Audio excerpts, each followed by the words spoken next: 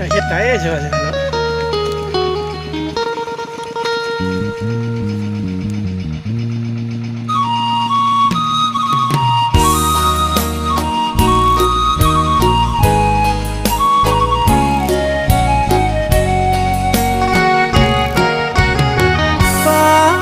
ยามแรงข้างทุ่งหนองหานตายนั่งเบิ่งฟ้าคือทอดแก้วตาเจ้าไปสิเลยพระธาตุเชิงชุ่มทางข่าวผู้ผ่านบ้านเฮายังคอยเสมอใจเข้มคือเกลือแท่บ่น้องสาฝนโปรยจากฟ้าเมื่อน้ำตาไหลในใจของอายเป็นห่วงคนไกลบ่มีข่าวคราว